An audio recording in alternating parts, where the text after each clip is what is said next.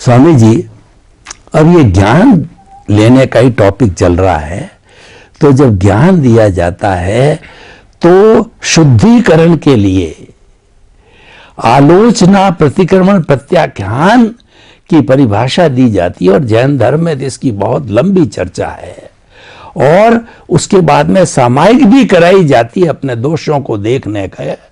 तो सामायिक को कैसे करें, सामायिक के बारे में अध्यात्म विज्ञान क्या कहता है, और दूसरा शुद्धिकरण का जो मंत्र है, आलोचना, प्रतिक्रमण, प्रत्याख्यान है, उसके बारे में हमारा अध्यात्म विज्ञान क्या कहता है, वह कैसे किया जाना चाहिए, ये भी कृपया थोड़ा अध्यात्म विज्ञान की दृष्टि से थोड़ा खोल करके बताइए, ताकि ये दोनों जो दिशा है, दोनों जो ध्रुव है, उसके बीच में समन्वय हो सके। आध्यात्म विज्ञान के अंदर बिल्कुल साफ है, हम जिस प्रकार से प्रकृति को देखने का, जानने का, प्रकृति की अवस्थाओं को जानने का, समझने का जो प्रयास करते हैं, यानी प्रकृति का एनालिसिस करते हैं, जो हो चुकी है, बन चुकी है अवस्था के रूप में, उसका एनालिसिस करते हैं, या तो लाइव प्रकृति का एनालिसिस करते हैं, तो इसको सामायिक कहते हैं, लौकिक भाषा में कहो या धार्मिक भाषा में कहो। और प्रतिक्रमण का मतलब होता है क्षमापना, अपने मन वचन काया से जो हो गलती हो गई है उनके लिए। आलोचना, प्रतिक्रमण, प्रत्याख्यान का मतलब होता है गलती को स्वीकार करो, वो आलोचना है, जो स्वीकार किया उसके लिए माफी मांगो, वो प्रतिक्रमण है, और बार बार ऐसी गलती न करने का निश्चय करो, वो प्रत्याख्यान है। तो आलोचना, प्रतिक्रमण, प्रत्याख्यान जो महावीर का मार्ग है, जैनिज्म में बताया गया है, वो तो है, मगर ये जो पुरुषार्थ है, ये प्रक्रिया है, वो तो प्रकृति के साथ जुड़ी है। आत्मा ने तो कोई गलती किया नहीं है, हमको तो अनुभव आत्मा का करना है, प्रकृति से तो मुक्त रहना है। तो फिर प्रकृति जो करती है, जो कुछ भी अभी तक जीवन में, क्या इसको देखने की जरूरत है सामायिक की दृष्टि से, या आध्यात्म विज्ञान मन वचन काया से अभी तक जो कुछ प्रकृति हो चली, उसमें जो कुछ दोषित लगता है विचार के रूप में, वाणी के रूप में, वर्तन के रूप में, क्या उसके लिए प्रतिक्रमण करना आवश्यक है? आध्यात्म विज्ञान इसके बारे में क्या कहते हैं? तो आध्यात्म विज्ञान साफ बोलता है प्रकृति के बारे में सामायिक और प्रतिक्रमण करना ये आध्यात्म विज्ञान का विषय नहीं है। आध्यात्म विज्ञान का विषय प्रकृति से ही मुक्त रहना, बाय ऑल एंगल्स, एक एंगल नहीं, by all angles. You are totally separate as a prakriti, as a action, as a speech, as a thought, as a suffering. So this is not the subject of a spiritual scientist. मन वचन काया से मुक्त रहना है, मन वचन काया की कोई स्पेशल क्रिया से मुक्त रहना है और सामान्य क्रिया से अलग जुड़ना है, ऐसी बात, ड्युअलिटी वाली बात नहीं है। ये धार्मिक और सामाजिक बातें है।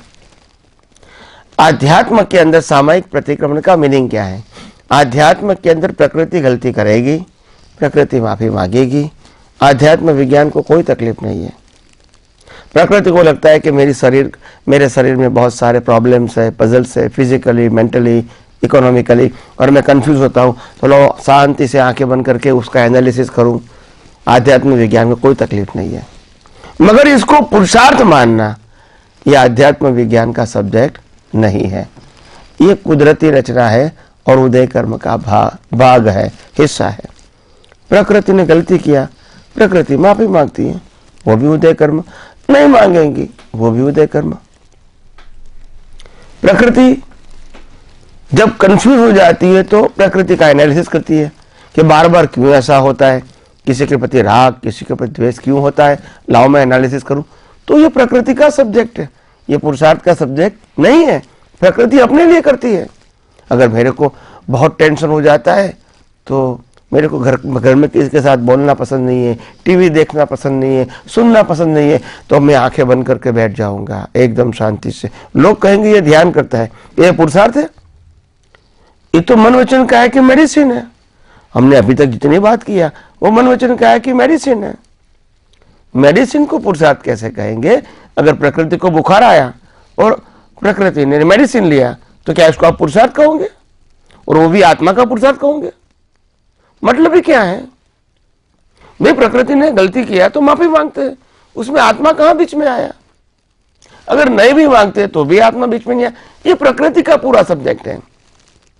और मन वचन काया की अवस्था मात्र कुदरती रचना है, वो आध्यात्म विज्ञान मानता है। और इसीलिए आपने किया, आपने नहीं किया, ये दोनों सब्जेक्ट आध्यात्म विज्ञान में नहीं है। किया वो भी नहीं है, नहीं किया वो भी नहीं है, क्योंकि कुदरती रचना में के अंदर आपके पास चॉइस ही नहीं है, ये करो या ना करो। मगर हाँ, आध्यात्म विज्ञान को में कोई भी क्रिया मन वचन काया से होती है, अतिक्रमण कहो, प्रतिक्रमण कहो, सामायिक कहो, इससे कोई मतलब नहीं, वो कुदरती रचना है। That's it. आध्यात्म विज्ञान में प्रतिक्रमण किसको कहेंगे, सामायिक किसको कहेंगे? क्या जरूरी है? हाँ, जरूरी है। आध्यात्म विज्ञान में सामायिक का मतलब होता है कुदरत, कुदरती कानून और कुदरती रचना को समझने की कोशिश करो और आत्मा को समझने की कोशिश करो, ये सामायिक है।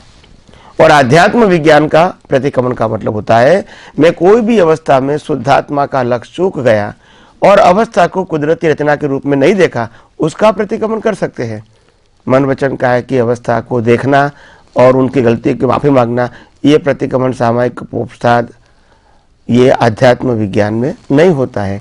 आध्यात्म विज्ञान का पुरुषार्थ है मैं हर समय शुद्धात्मा में रहूं और अवस्थाओं को कुदरती रचना के रूप में देखूं।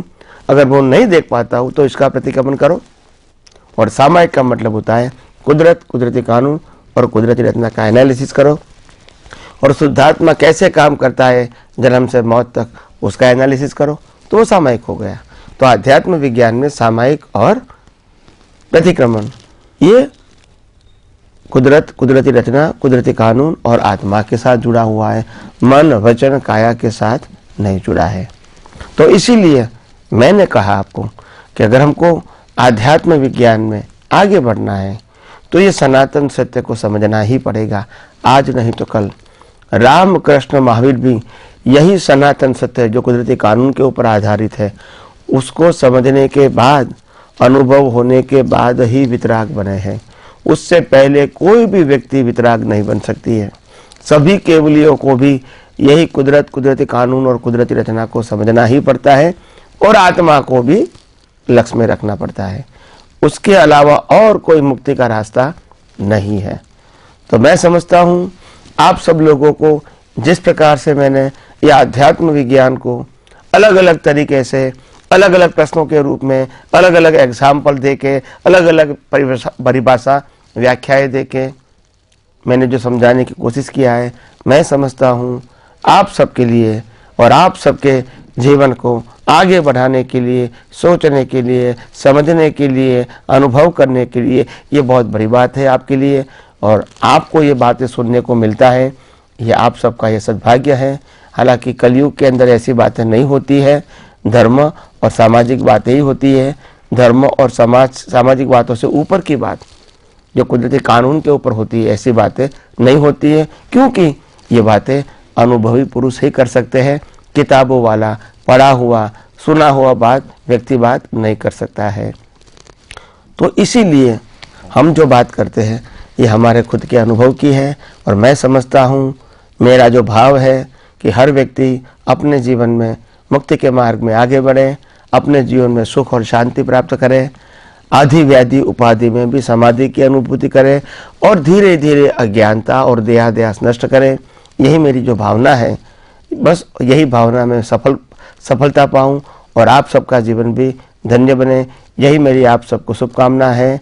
खूब खूब आगे बढ़िए, यही मेरी मंगल कामना है।